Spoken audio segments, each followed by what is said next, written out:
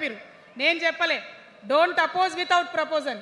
So నేను కొన్ని proposals Telangana ప్రజల ముందు పెట్టాలనుకుంటున్నా. నేను ఈ 3 పార్టీలు అధర్మంతో నిండిపోయినాయి, అవినీతితో నిండిపోయినాయి, బంధుప్రీతితో నిండిపోయినాయి, కుటుంబ అవినీతి పరిపాలనతో నిండిపోయినాయి. కాబట్టి నేను ఒక ప్రపోజల్ చెప్తున్నా. ఈ 3 పార్టీల మీద ఆనాడు భగవంతుడు శ్రీకృష్ణుడు చెప్పినట్టు పాంచజన్యం, ఆయన శంఖం పేరు, యుద్ధంకి ముందు పాంచజన్యం ఎట్లయితే పూరిస్తారో మనం కూడా పాంచజన్యం పూరిద్దాం. ఒక 5 అంశాలను ప్రధానంగా తీసుకుందాం. ఆ 5 అంశాల కోసం ఇప్పుడు కొట్లాడదాం, రేపు ప్రభుత్వంలోకి వచ్చిన తర్వాత మన ప్రజలకు ఇద్దాం. ఏం అంశాలు అవి? మొట్టమొదటిది విద్య. ఇవాళ గవర్నమెంట్ స్కూల్స్ అంటే ఆనాడు కేసీఆర్ గారు స్కూల్ బంద్ చేసుకుంటూ వచ్చారు, అదే రేవంత్ రెడ్డి గారు కొనసాగిస్తున్నారు. ఎక్కడా కూడా ప్రభుత్వ పాఠశాలలలో వసతులు లేవు.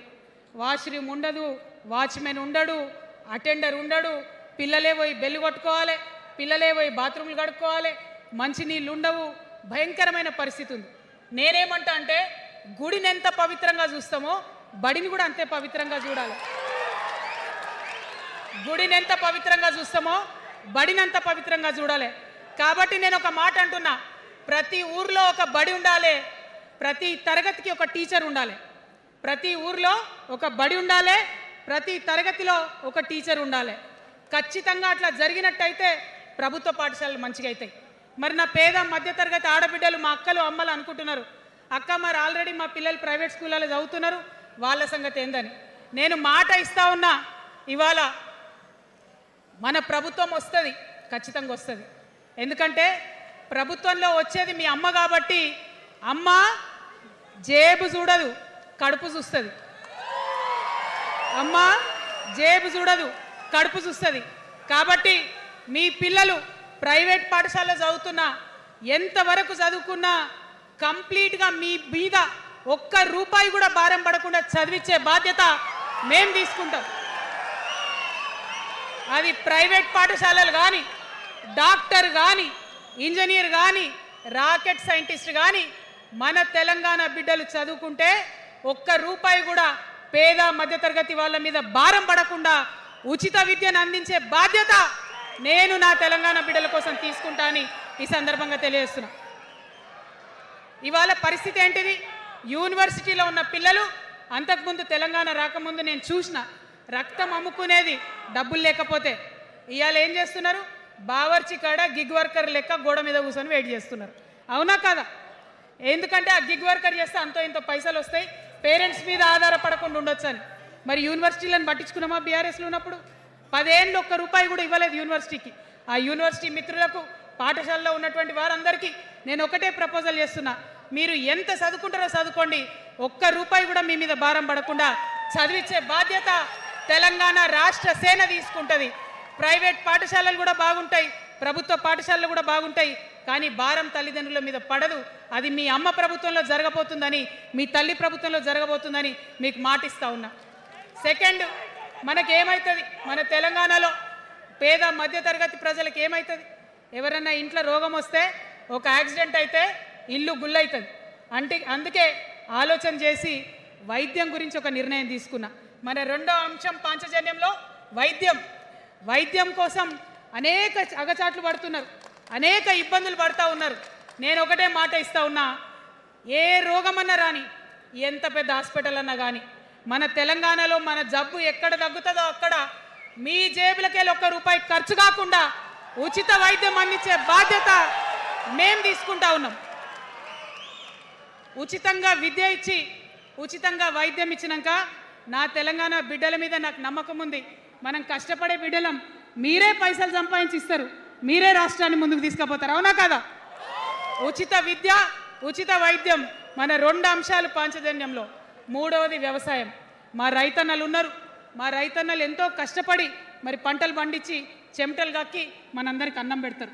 మీ అందరినీ నేను కోరేది ఒకటే, ఇవాళ అందరూ అర్రాస్ పాట పాడినట్టు నీకు ఎకరానికి ఇంత ఇస్తా అని చెప్పి మాట్లాడుతున్నారు తప్పితే మనకున్న కష్టం ఎవరైనా తీరుస్తున్నారా? ఏం కష్టం ఉంటుంది రైతుకి? భూమి కష్టం ఉంటుంది, చెప్పుకోవాలి, భూమి మీద దాని ఇబ్బంది ఉంది. ఎంఆర్ఓ ఆఫీస్కి పోతే మనని ఎవడన్నా రాణిస్తాడా? మాట్లాడతాడా? నీ దోతి బాగలేదు, నీ అంగి బాగలేదు, నీ కాళ్ళకు మట్టి ఉండే, నీ చెప్పులకు మట్టి ఉండే రానియరు. అదే సూటు బూట్ వేసుకొని ఎవరన్నా వస్తే ఏం చేస్తారు? పిలిచి కూసోబెట్టి చేంబర్లో కూసోబెట్టి చాయ్ ఇచ్చి కాఫీ ఇచ్చి అన్ని పనులు చేసి పంపుతారు. మన ప్రభుత్వం రాబోతా ఉంది. ఆ ప్రభుత్వంలో రైతే రాజు అనేటటువంటి నినాదాన్ని నిజం చేస్తాం.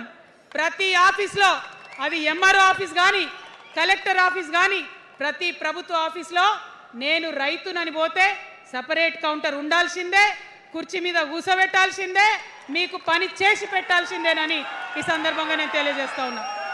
నేను రైతునని గర్వంగా చెప్పుకునే విధంగా మేము పరిపాలన చేస్తాం. అది కాకుండా మిగతా ఏదైతే టైంకి రావాల్సిన కరెంటు, ఇప్పుడు రేవంత్ రెడ్డి గారి దయ వల్ల మళ్ళీ రాత్రిపూట కరెంట్ వస్తుంది. అట్లా ఉండదు. రేపు మన ప్రభుత్వం వస్తుంది, టీఆర్ఎస్ ప్రభుత్వం వస్తుంది. వచ్చినాక 24 గంటలు నాణ్యమైన కరెంటు, పొద్దుటిపూట కరెంటు, రైతులకు ఉచిత కరెంట్ ఇస్తాం. అదేవిధంగా యూరియా కావచ్చు, కొనుగోలు కేంద్రాలు కావచ్చు, మీరు ఎక్కడ పోయి అడగాల్సిన అవసరం లేకుండా అన్నీ మీ దగ్గరకు వచ్చేటట్టు చేస్తాం. మరి అనేక అంశాలు ఉన్నాయి రైతుల గురించి మాట్లాడేటి. ఇప్పుడు ఎంత గోసపడుతున్నారో తెలుసు. ఒక్కొక్కటి మాట్లాడుకుంటూ వెళ్దాం. రైతుని రాజుని చేసేది నినాదంగా ఉండే దాన్ని నిజం చేస్తామని మాత్రం మీ చెల్లెగా సోదరిగా నేను మీకు మాట ఇస్తూ ఉన్నాను. ఇక 4వ అంశం ఉపాధి. మనకి ఇక్కడ చాలా యూత్ ఉన్నారు. మిమ్మల్ని అందరూ నేను ఒక మాట చెప్తా ఉన్నా, ఒక మాట అడుగుతా ఉన్నా. ప్రతి ప్రభుత్వం ఏం చెప్తుంది? ప్రతి ప్రభుత్వం స్వతంత్రం వచ్చినప్పటి నుంచి ఇప్పటి వరకు ఏం చెప్తారు? ఉద్యోగాలు ఇస్తాం, ఉద్యోగాలు ఇస్తాం, ఉద్యోగాలు ఇస్తాం. అవునా? అసలు నాకు మాట తెలియక అడుగుతా. ఒక యువ మిత్రుడు ఉంటే, ఒక యువతి ఉంటే, నేను వ్యాపారం చేసుకోవాలనా, నేను ఉద్యోగం చేసుకోవాలనా, నేను కళారంగానికి పోవాలనా, నేను ఇంకోటి కావాలనా అనే స్వేచ్ఛ నాకు ఉండాలి కదా, నాకు ఉండాలి. కానీ ప్రభుత్వాలు మనకేం చెప్తాయి? నువ్వు ఉద్యోగం చేయి, 9 to 5 ఉద్యోగం చేయి, బానిస బతుకు అనేటటువంటి కండిషనింగ్ చేస్తూ ఉన్నాయి. ఇప్పుడు చాలామంది యూత్తో నేను మాట్లాడినా, నాకు ఒక మాట చెప్తా ఉన్నారు. అక్క, మా పరిస్థితి ఎంత ఘోరం ఉందంటే బయట ఉద్యోగం దొరుకుతలేదు చదువుకున్న చదువుకి. మా అమ్మ సెల్ఫ్ హెల్ప్ గ్రూప్లో ఉండి ఆమె 2 లక్షల రూపాయలు తీసుకొచ్చి ఇస్తే నేను బండి కొనుక్కోవాలి. ఆమె 3 లక్షల రూపాయలు తీసుకొచ్చి నాకు ఇస్తే నేను ఆటో కొనుక్కొని నడుపుకోవాలి. వయసు వచ్చిన కొడుకుని, వయసు వచ్చిన బిడ్డని తల్లి దగ్గర చేయి జాపాలంటే నామోష్ అనిపిస్తుంది అక్క అని అనేక మంది చెప్పారు. అందుకే నేను చెప్తా ఉన్నా, ఉపాధి అంటే కేవలం ఉద్యోగం కాదు. ఉపాధి అంటే మన ప్రభుత్వంలో, రేపు రాబోయేటటువంటి మీ అమ్మ ప్రభుత్వంలో 2 లక్షల రూపాయల నుంచి మొదలు పెడితే 20 కోట్ల రూపాయలకు కూడా మనము మీ వ్యాపారానికి సంబంధించిన ఐడియాతో మీరు వస్తే బ్యాంకులతో సంబంధం లేకుండా నా యువకులను, నా యువతులను నమ్మి ఆ లోన్ డైరెక్ట్గా మీకు ఇవ్వడం జరుగుతుంది. ఎందుకోసం ఈ మాట చెప్తా ఉన్నా అంటే, మన తెలంగాణ బిడ్డలకు మంచి సృజనాత్మకత ఉంది, ఆలోచించే శక్తి ఉంది, కష్టపడే తత్వం ఉంది. ఇవన్నీ కూడా మంచి వ్యాపారవేత్తలకు ఉండేటటువంటి లక్షణాలు. కానీ వచ్చినటువంటి ఏ ప్రభుత్వాలు కూడా మనకు చేయూతనియ్యలే. ఖచ్చితంగా నా యూత్ని నేను నమ్మాలనుకుంటున్నా, నా యూత్కి నేను డబ్బులు ఇవ్వాలనుకుంటున్నా. వాళ్ళ చేతిలో డబ్బులు పెట్టి వాళ్ళు ఇంకెంత సంపాదన నా తెలంగాణ రాష్ట్రానికి ఇస్తారో చూడాలని నేను అనుకుంటున్నా. యూత్ ఎంపవర్మెంట్ గ్రూప్స్ తయారు చేస్తాం. 2 lakhs to 20 crores వరకు డైరెక్ట్గా గవర్నమెంటే ఉండి మీకు లోన్స్ ఇస్తాం. మరి ఉద్యోగం చేయాలనుకునే యూత్ ఉంటే నేను ఒక శుభవార్త చెప్తా ఉన్నా. బాగా లెక్క పెట్టినాం. మీకు తెలుసు, నేను ఏది స్టడీ చేయకుండా చెప్పా, ఆగమాగం మీద అసలే చెప్పా. నేను స్టడీ చేసిన దానికి ఏంటంటే, ఎవరైతే ఉద్యోగం చేయాలనే యూత్ ఉంటారో వాళ్ళకి మొదటి సంవత్సరమే మన గవర్నమెంట్ వచ్చినాక 4 లక్షల ఉద్యోగాలు ఒక్కటేసారి సింగిల్ నోటిఫికేషన్తోని ఇచ్చి తీర్థం. ఇది నా మాట, ఇది నా మాట. నేను మళ్ళీ మీకు ఎందుకు చెప్తా ఉన్నా ఈ మాట అంటే, నేను తల్లిని, నేను జేబు చూడా, ఎంత ఖర్చు అవుతుంది, ఎంత జీతం అవుతుంది చూడా. నా కొడుకు కడుపులో ఉన్న బాధను, వాడి ఆత్మగౌరవాన్ని, నా బిడ్డ బాధను, ఆమె చదువుకున్న చదువుకి రావాల్సిన ఉద్యోగాన్ని దాన్నే చూస్తా. కాబట్టి మొదటి సంవత్సరమే 4 లక్షల ఉద్యోగాలు ఇస్తాం. మరి మన ఉద్యమకారులు ఇంతమంది వాళ్ళ వయసుని, వాళ్ళ యవ్వనాన్ని, వాళ్ళు సంపాదించుకునేటటువంటి మొత్తం వయసుని కూడా ఉద్యమానికి దారపోసింది. కాబట్టి నేను ఉద్యమకారుల కోసం ప్రత్యేకించి జూన్ 2, 2014 వరకు కట్ ఆఫ్ డేట్ పెట్టుకొని ఆనాటి ఉద్యమకారులకి 1 లక్ష ఉద్యోగాలు, సూపర్ న్యూమరరీ జాబ్స్ క్రియేట్ చేయబోతా ఉన్నామని కూడా ఈ సందర్భంగా తెలియజేస్తున్నా. అంటే ఇవన్నీ తెలంగాణ ఉద్యమంలో, తెలంగాణ రాష్ట్ర సాధనలో మీరు చేసిన ప్రయత్నానికి, మీ రుణం తీర్చుకోవడానికి నేను చేస్తున్న ఈ ప్రయత్నం అని చెప్పి ఈ సందర్భంగా తెలియజేస్తా ఉన్నా. మరిగా మన పాంచజన్యంలో 5వ అంశం, ఆఖరి అంశం, అతి ముఖ్యమైనటువంటి అంశం సామాజిక న్యాయం. సామాజిక న్యాయ తెలంగాణ సాధించాల్సిందే. మన ఎస్సీ మిత్రులకు, ఎస్టీ మిత్రులకు, అగ్రవర్ణాల్లో ఉన్నటువంటి పేదవారికి, బీసీలకు అందరికీ న్యాయం జరగాలి. మా మైనారిటీ సోదరులు, మా ముస్లిమ్స్ కావచ్చు, క్రిస్టియన్స్ కావచ్చు, సిక్కులు కావచ్చు, అందరికీ కూడా న్యాయం జరగాలి. మరి బీఆర్ఎస్లో మనం చూసినాం, मुस्लिम्स कोसम थोड़ी देर उर्दू में बात करके आपसे मीठी मीठी बातें बोल के सोपत करके देखो, सोना घिसके देखो बोले, आप 2 बार सोपत कर लिए, तालीम का एक छोटा सा रोशनी आपको दिखाए, लेकिन रोजगार आपसे दूर रखे। जो 12% रिजर्वेशन का बात हुआ था उसके ऊपर कुछ भी अमलावरी नहीं हुआ।